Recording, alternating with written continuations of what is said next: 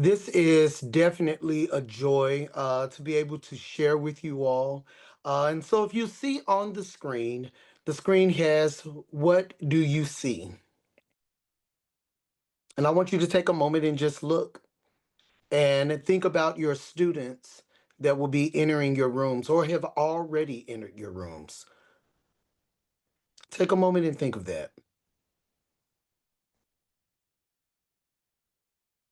When I see this, I look at kids who are coming in unprepared, not exactly sure what choir is. I see kids who are introverts who are afraid. I see students who are going to enter my room and they might be my troublemakers, or the kids who are going to figure out what my plan is and how to disrupt that. Can we go to the next slide there? I think the thing that we should remember, though, is that even as we are looking at our students as they come into the room, perceptions of what we see is first time may not always be what we're really seeing on the inside. We don't always know the paths that our students go just to get to us, just to get to school, just to find that community. And we are lucky in the field of music education, specifically core music education, that we get to change lives. And so I have another question.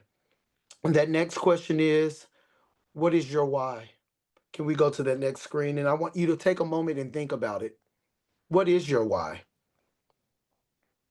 I'll pause for a moment so you can really think about that and let that set in.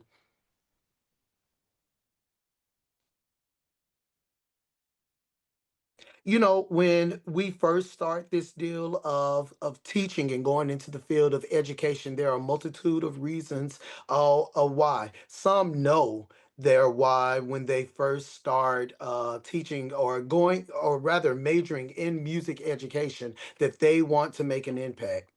Some may say, I'm not exactly sure, and this is something that I'm good at. And, I don't want to say that we're making all the money in the world, but it's definitely meeting the needs, the day to day needs of paying rent and paying a car note, right? But what is your why? And I really want you to ponder on that as we have this talk for a moment and we can switch off of that screen. When I think about my why and why I chose to go into music education, I remember being in middle school choir and in high school choir. And I remember my middle school choir director, Miss Pamela Mason Williams, my high school choir directors, the late Dr. Lula McEwen Hedgeman, as well as Mr. Kenneth Eichels. And I can remember the relationships that they built with those students. I remember the individuals who were in, and we can take that slide off. I remember those individuals who were very instrumental to me. Um, the things that they said, the way that they moved, the way that they inspired my classmates. And then not only that, I remember those who came back and they would run into Miss Williams' room or they would run into Miss Hedgeman's office and they would be so excited um, to see and tell Miss Hedgeman and tell Mr. Eichels where they were in life. And one of the things that I realized that especially when I got here to Cordova High School. I've been at Cordova High School for the last 13 years. I'm going into my 13th year here and my 19th year of teaching. Um, I can remember when I got here, I didn't really know what my why was. I was guilty. I was one of those teachers that was guilty of teaching the choir that was inside of my head. I was so excited. I can remember like it was yesterday, just getting here in Memphis. We have our honor choir that is at the very beginning of the year. And there was a choral program here. The director that was here before me had established organization. She established structure. But what was missing was a community. And what was missing was the backgrounding that students needed. But I was so excited about recreating what I felt in middle school and high school that I forgot to think about those students. And so my why was different. It was about winning a trophy. It was about getting all of these kids into this honor choir.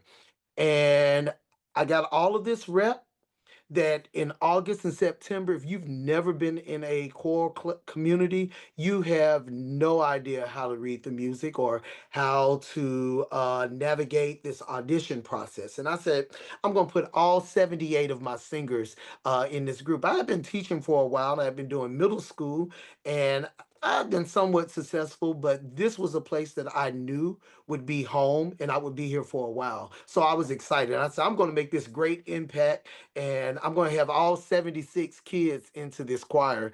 And the day of the auditions, I can remember walking down the hall of the different rooms as the students were supposed to be auditioning. And I could see the Cordova students sitting over in the corner, some nervously going through music and attempting to hum, some kids actually crying and terrified. And when we got our results back, the possible points that each kid can get would be 300. And when the tally sheet came out, where stood most of the Cordova kids? They were all at the bottom. And I remember a good friend, Dr. Ryan Fisher, who was then at the University of Memphis. He said, why are you torturing these kids? They're not ready for this. And I was like, dude, you don't know what you're doing. I'm trying to create this choir that's in my head. Um, and when I got those results back and I looked at them, I said, man, I've done a true disservice to my students. I did a true disservice, and I had to turn around and do some soul searching and figure out what type of students um I wanted leaving Cordova High School. And so I have this saying that I tell my parents at the beginning of the year. It was one of the quotes that unfortunately made it into the headlines when I was introduced to the world as the Grammy Music Educator. I said, no singing dummies. But what I meant by that, and what I mean by that, is that shame on me if I am producing these phenomenal singers, these phenomenal musicians, and they are not the best version of themselves. They're not able to pass the state testing. They're not able to leave high school and pass the ACT so that they can acquire the requirements to be able to get into college. And I set out a thing and I said, you know what? No longer will I try to produce the best choirs. No longer will I try to produce the best singers. I want my students to be the best version of themselves, whatever that may be, whatever that may look like. And so when we looked at those pictures, we think about those kids that come into our room, right?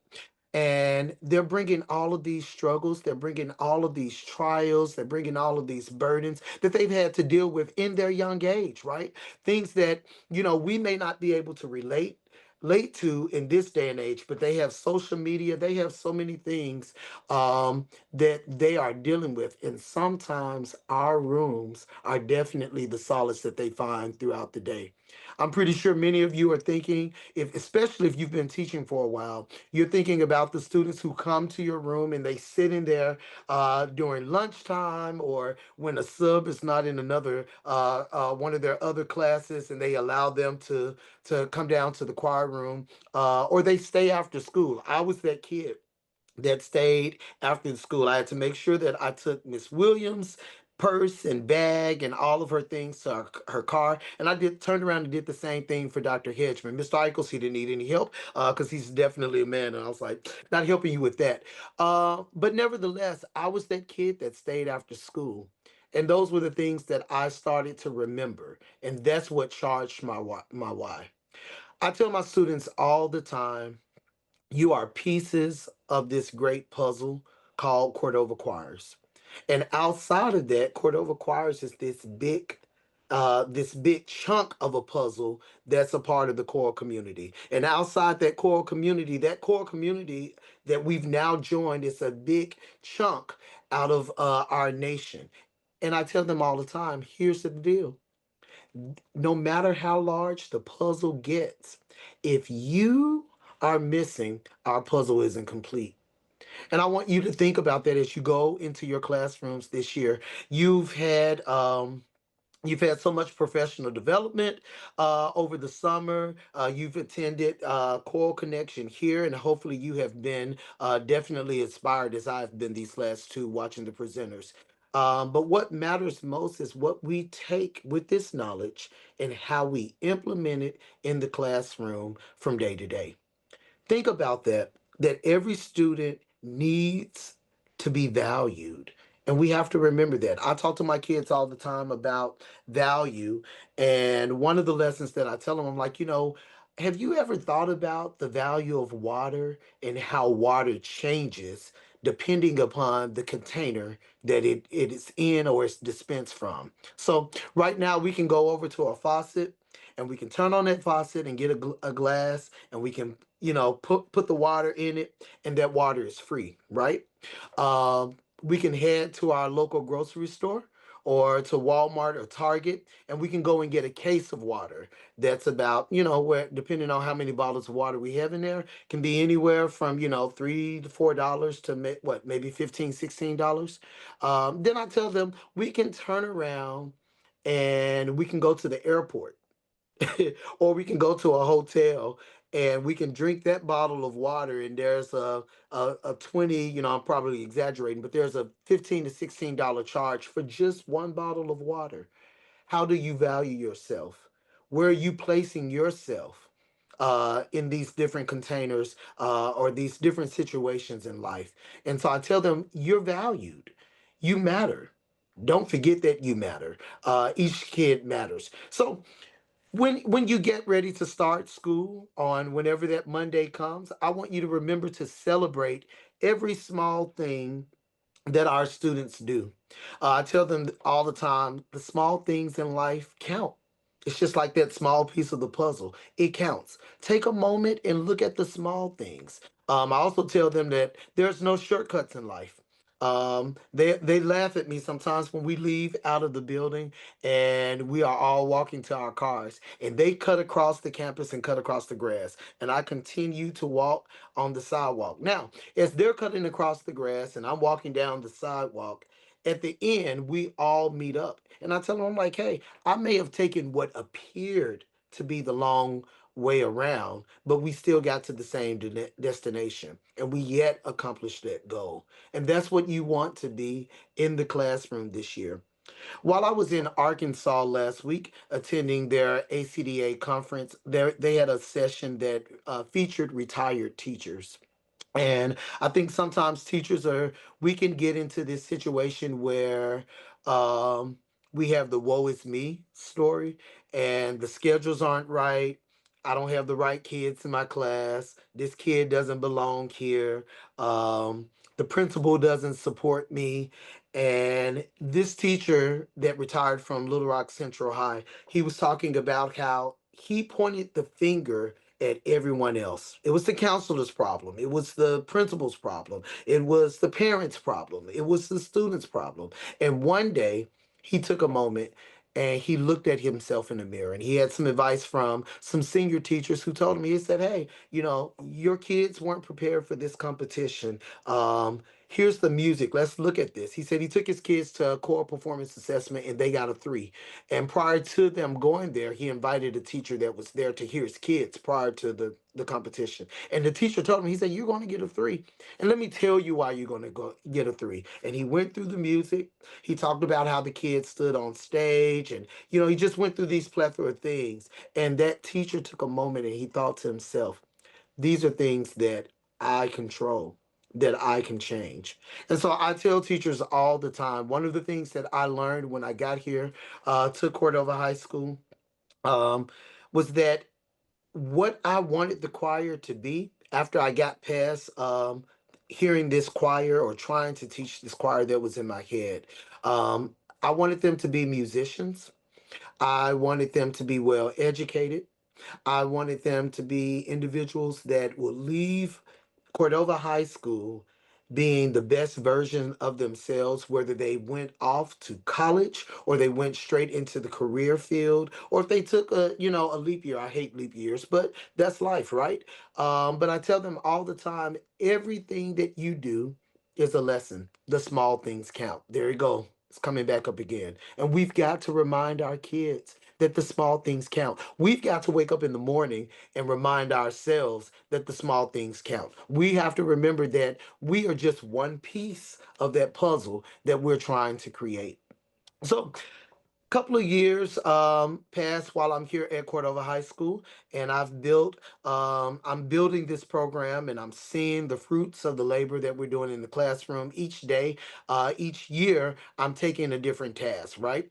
The first year, I wanted to build this choral community. The next year, I wanted to build musicians. I wanted to take my singers from being phenomenal singers and turn them into musicians. The next year, I wanted to focus on academics because I didn't want them just being phenomenal musicians and they couldn't go on yet in life. And so I did this phenomenal work, and I'm like, man, I'm seeing the fruits of my labor. And at the beginning of this particular year, maybe it was year six, we ended up getting a new principal. And that principal came in. He's our current principal now, Barton Thorne. He's phenomenal, and he starts the year asking us about our why. And so I've been charging myself with that ever since. But when he got here, he had a full parent meeting to introduce himself to this Cordova High community. And as he's talking, he tells parents, "Hey, I want to protect academics. I want to make sure that, things like football, things like cheer, and then he said the next thing, things like choir don't get in the way of academics because those things are extracurricular."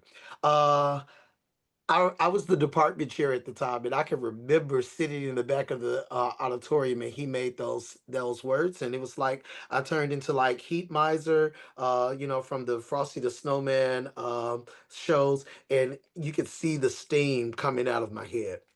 I got back down to my room and I sat down and I composed this well thought out email that was going to read him his rights. And before I sent it, I decided to send it to my supervisor and Dr. Drew Davison at the time. And I told Drew, I said, hey, look at this, look over this. This is what happened, and tell me what you feel about it. Drew immediately picked up the phone and he said, Adrian, don't send that. Have a conversation with Mr. Thorne. You may find out that you all are more like minded. And, just let him know that the comment kind of offended you. And then he went on to say, and he said, when you have this conversation, don't go in there upset. He's like, Adrian, pour some honey on it. Things go over better when you pour some honey on it. So I went over and I talked to Mr. Thorne and I said, hey, you made this comment and you referred to choir as an extracurricular program or organization in the school. And Mr. Thorne, we're not extracurricular. We're part of the curriculum. The kids need a grade. The difference between us and cheerleading, and they're phenomenal, right? But the difference between us is that they're after school. We may have practices after school. We may have performances after school, but we do most of our work during the day. And I want you to understand that we're not just down there singing the Star Spangled Banner. We're not just down there singing Christmas tunes. We're not just down there, preparing for graduation or different programs that come out throughout the year. We are learning science because we're talking about posture and breathing, and how the voice works. We are learning math because our kids have to read music and they have to understand the different notations. So there's higher level thinking, higher order of level thinking that's happening. But we're talking about where this music comes from. There's so much that's going. So we're discussing history. We're discussing social views and all of this. We're definitely a part. And so after a while, Mr. Thorne said, you know what? I apologize. I didn't mean that. I misspoke. And, I'm walking out of the office. I'm like, dude didn't hear anything that I said. Um, and so I said, you know what? Now is the time that words can't speak for me. I've got to let my actions speak for me.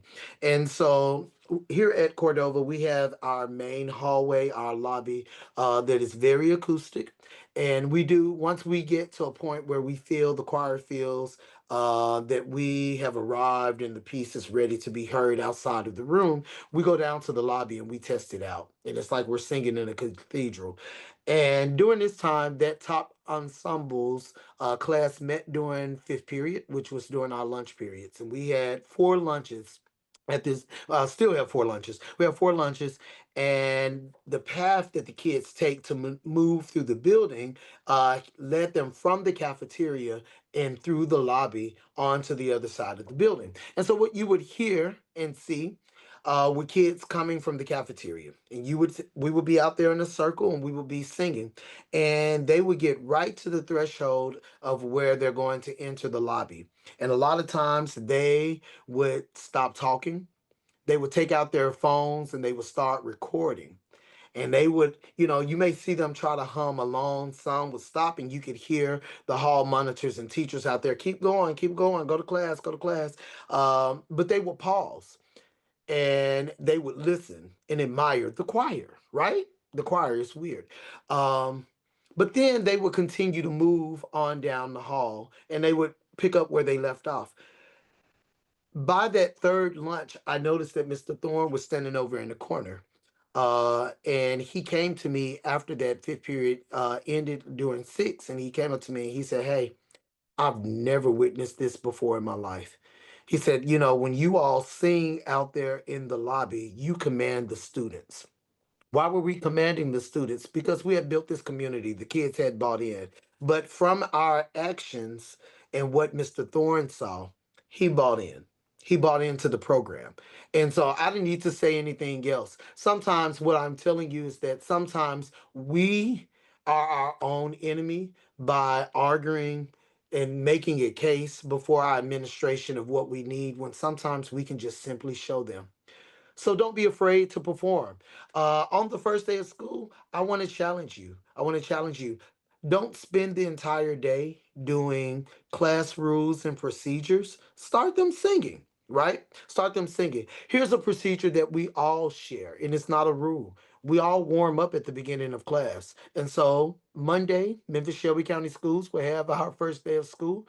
And at each class period, after that tardy bell has rang, I'm going to mount my stand and I am going to breathe. The kids, they'll stop. And I start stretching. It's what I call my silent warm-ups. I don't tell them what to do. I model it and they repeat what I'm doing.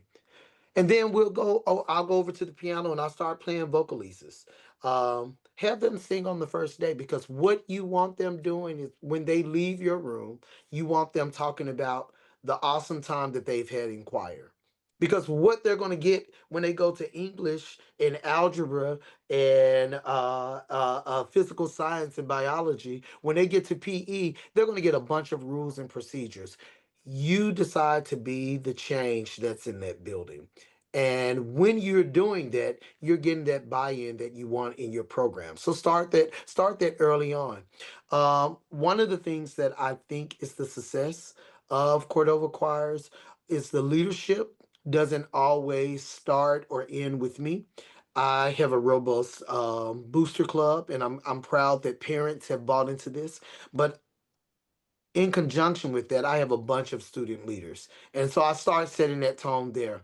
In those classes, identify those individuals who are your strong leaders. Now, my leadership situation is a little different because once the kids buy into the system, I don't always pick my leaders. There are certain places like the secretary or treasurer office for student leaders that I definitely pick, because I want to make sure that those kids are not only kids that I can trust, but those are also students who have the organizational skills to be able to do those tasks. But when it comes to the presidents of my choir, the students choose those.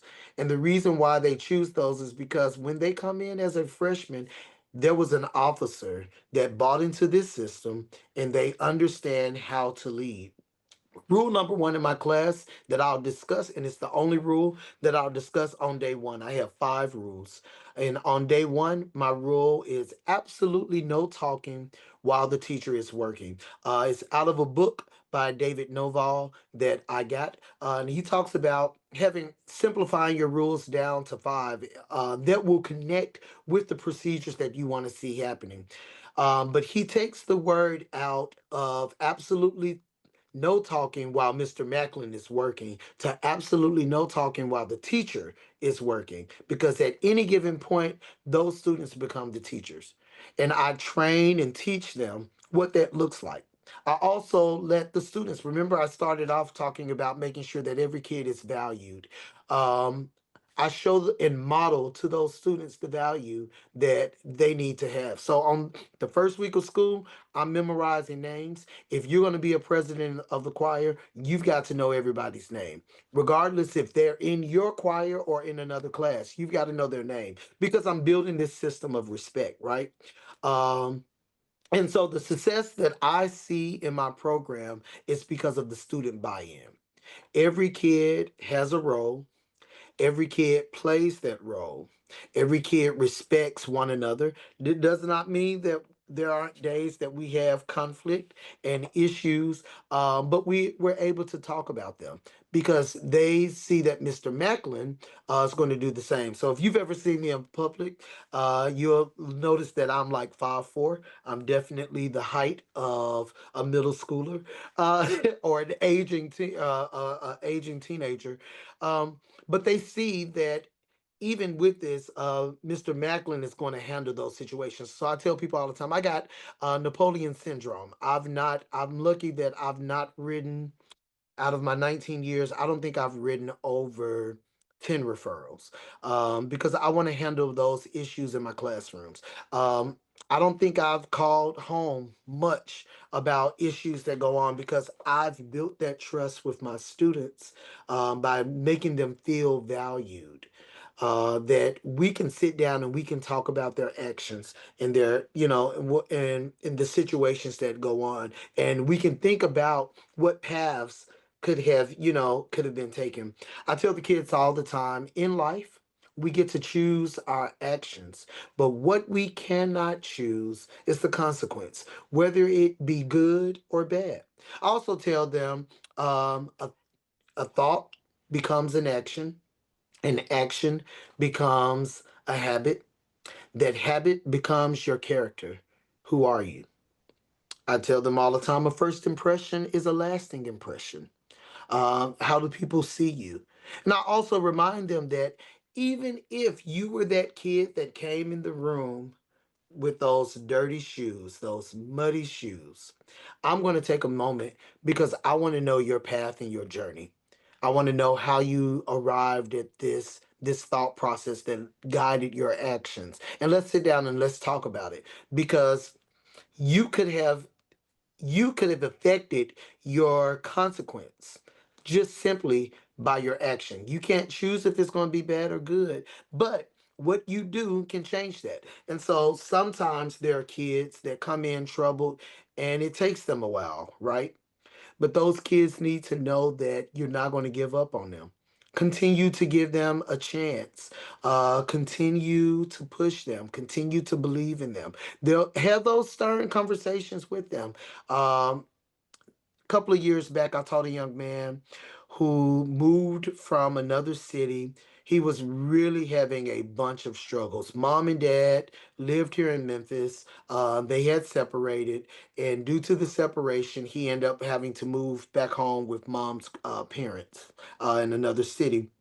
And it got to a point where his actions were becoming too big for grandparents, and so they sent him back to live here in Memphis. And he ended up at Cordova High School and somehow ended up in choir. Now, this was not a kid who wanted to sing, desired to sing, or cared for anything like that. And so he would come in class every day with his hood over his head, a tremendous frown in his brow, thinking of ways to not be a part of this core community. And then it started bothering him because he couldn't understand why everyone in the room was so happy. As a matter of fact, I remember him saying this, y'all weird. Y'all always laughing. Y'all don't ever get upset. Y'all don't ever get angry with one another.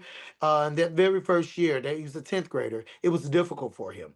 But by the end of the year, he was wearing his tux, reluctantly attempting to perform. The next year, I asked him, I said, hey, do you still want to be in choir? I think you deserve to, still be a part of this community. I didn't want to put him out. And so he decided, he said, yeah, Macklin, I'll do it. But man, y'all got too many performances. I ain't trying to do all this. And, this is kind of, you kind of crashing my style. And I'm like, dude, you'll be all right. Just, sit over there and sing. I watched him transform his junior year. He was still making some choices that weren't the best and they were yielding negative consequences. But I had an assistant principal that was over him, and I can remember that assistant principal always saying that this kid is not going to be anything. Matt, you're dealing with this, but he's going to hurt you. You just need to, you need to pay attention. He's going to hurt you. And I chose not to give up on him because the teachers and the mentors that I had in life never gave up on me. And was he my best singer? No.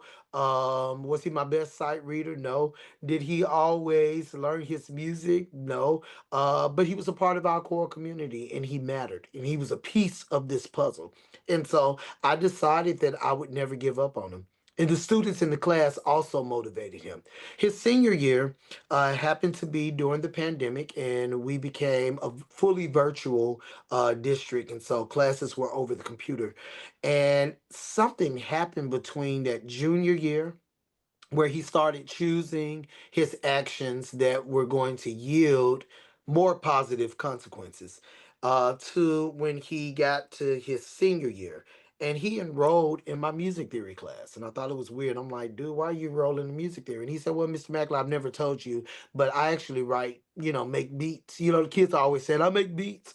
He was like, I make beats and I rap. And I said, okay, look, because our classes are being recorded, I want you to share your rap that has the least amount of profanity and vulgar language in it. He said, "Oh, I got you. I got you. I got something that's clean. I got you. I got you." And so he displayed that in this music theory class. And as the year went on, I noticed that he was really working really hard at this theory. He was asking questions. There would be moments where he would answer peer questions. And something happened. I had to leave out of the classroom 'cause and go down the hall to speak with a principal or something like that. And so I told him, I said, hey, y'all do this work, and I'll be right back. And I left the room. When I came back in the room, who do I see teaching the class? Marcus, I'll call his name. Um, I just sat back and I watched because he was teaching music theory. The same kid that came, his 10th grade year, they had all of these struggles, that had this wall up, that refused to let people see him, was teaching music theory. And so I recorded a section of it and I sent it to that same assistant principal because I wanted him to see, hey, you know, this is Marcus, the same kid that cussed you out in the cafeteria. Look at him. Look at him. His grades. Let's look at his grades and everything like that. And it hurt me because that assistant principal didn't want to give him credit. And what I'm saying to us is that sometimes we're that encourager that continues to push that kid. And we've got to do that.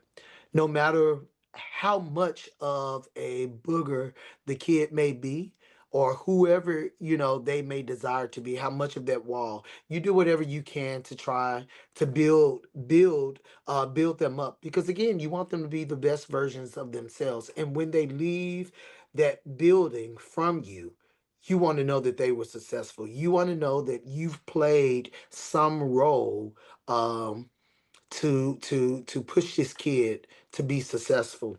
And so Marcus is, of course, now graduated. He's an adult. And I ran into him a couple of months ago, and he was so excited to share with me that he was still writing music. He was still working on it. He ended up going into the army, and he didn't make some of the best choices. But you know what he told me? He said, Mr. Macklin, I made some mistakes. And I remember you telling me, in life, we're going to make mistakes. But what matters most is not the mistake, it's what we learn from the mistake. And he said, and so I've learned, the times that, I lose control and I can't control my temper or I'm anxious about this. And so I'm really working on me. Is Marcus a millionaire? Was he one of the people that walk across the stage to win a Grammy? No. But he's at a place where he feels and he knows that he's being the best version of himself. This past year, I had a young lady that I nicknamed Wednesday Adams because she never smiled. She would come in class and her face was literally this. Now, in my head, I'm thinking to myself, why did you choose to be in here? Like, our classes, you have to choose to be in choir. You have to choose to be a part of the selective. And I'm thinking to myself, why are you in here? Her freshman year. So she sang for me and she could sing, but when we were in class, she just looked upset. She looked depressed and she was always upset. And so I always holding her head down. She wore a hoodie and it was always over her head.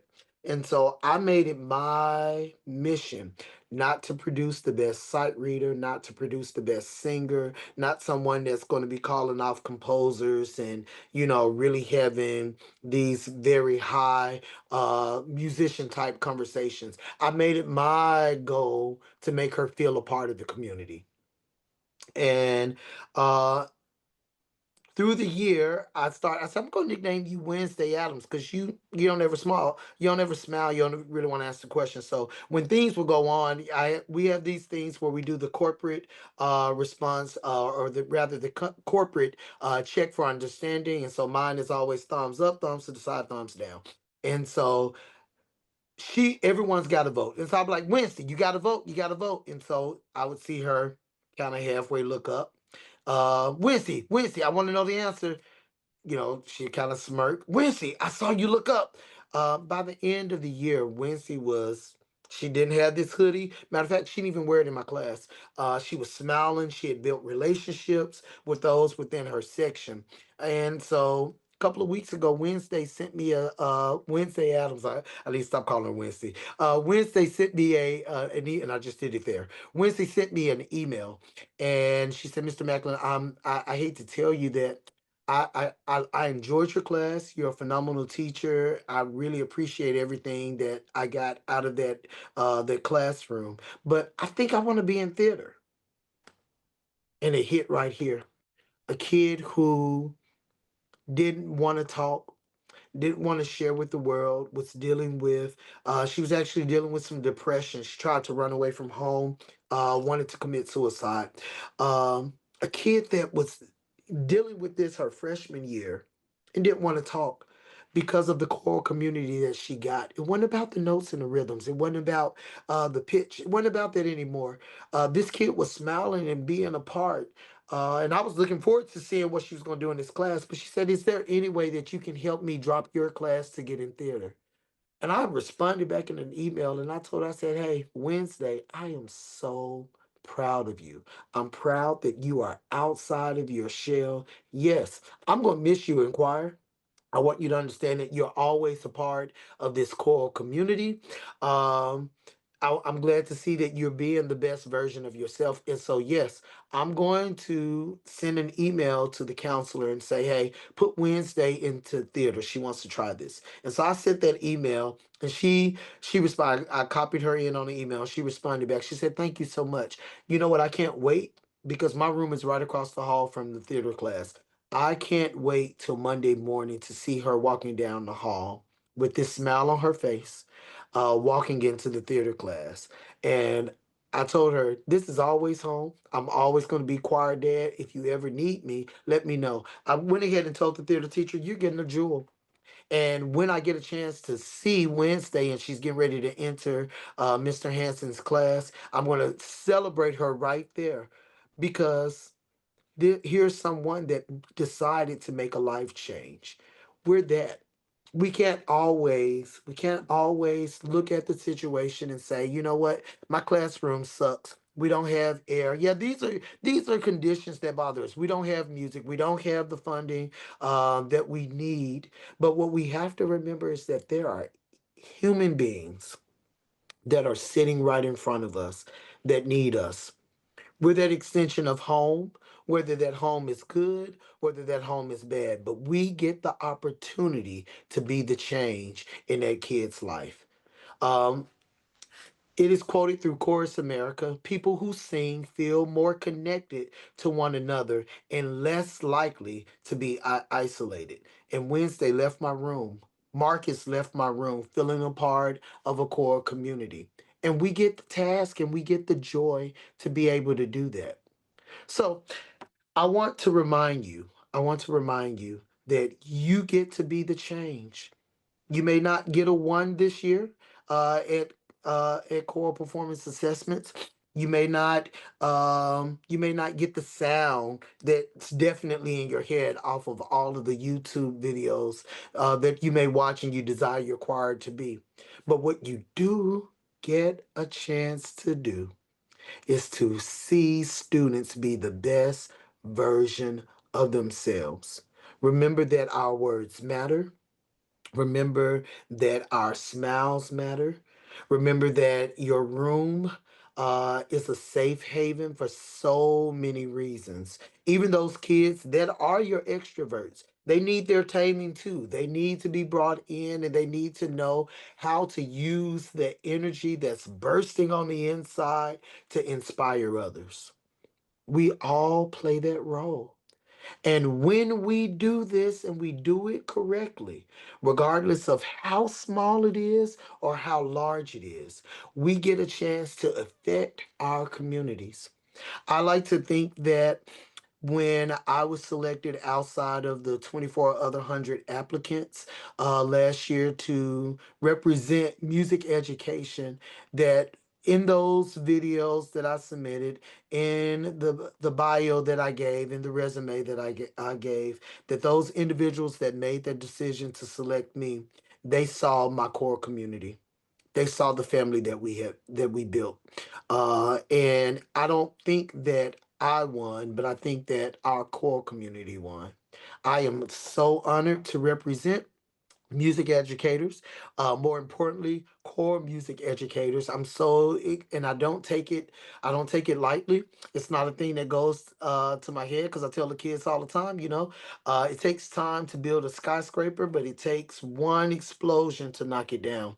And so I've got to be very thoughtful with what I do. I've got to be thoughtful with my words. I've got to be thoughtful with my actions, even when I'm not in the room, because it matters. I'm a piece of this puzzle. You're a piece of your puzzle. And we're all a piece of this greater puzzle of music education. We get a chance to inspire and change lives, not just through music, but through our actions. And that's the thing that we've got to remember. We've got to remember that. So as you go through this year, I pray that what you've gotten from the Choral Connection 2 day PD that you've attended, that it is just tools in your toolbox to make sure that your students are being the best version of themselves. It's tools that charge you to make sure that you see every student as a piece of the puzzle. It's tools that you use to make sure that they understand that they are valued, they are loved, they are cared, and they are needed. And it is tools that you are able to charge your why. Thank you again, Alfred Music, for allowing me to be a part. I am looking forward to my school year and what the next is for me. And I pray and hope that the same will be for you. So thank you. Adrian, Yes. Yes. hi, Hey, it's Andy, how Andy. are you? We I were just just saw together you last Wednesday. week. Yeah. That was awesome, Adrian. Thank you for your words of guidance and inspiration. And you are an inspiration to all of us. Thank You you. you don't only inspire your students, but you inspire the other teachers, and we're Thank so you. grateful. Hey, can I give you just a couple questions that have come in while Sure. over that? Yes. People really liked what you were saying about building community, and some have asked, what are some ways you build community in your choir? And do you have any specific songs that you would start your year with that you feel have been successful in building that community? Yes. So I actually, because I've been at Cordova for a while, we have a 2 week choir camp that's prior to school, and that camp is not based on notes and rhythms. We actually spend the first hour and a half doing a bunch of team building exercises and icebreakers. And so this year is literally a rebuild. I graduated about 50 seniors last year, and so I'm literally rebuilding because I'm pulling kids from the ninth grade choir and my intermediate courses that have only sung together at large performances. So we built that community there. We've luckily already established our officers, and so there's that trust that the kids are going to see there. As far as songs are concerned, unfortunately, we have honor choir auditions at the end of September, so that's going to be guiding the rep that we do. But All right. I don't spend the entire time doing that. I try to find a lot of songs that are rote that I can teach by rote to hurry up and get them singing. Last year's song was "We Take a Whole Village to Raise Our One Children," and we talk about that and how that relates to one another. So rote singing, learning their names on the first day and playing name games so that everyone feels a part. Those are things that I do to build the community and trust that we have here. Excellent. Well, thank you so much, Adrian, for sharing your words of wisdom with us today. Yes, no problem. Thank you for having me.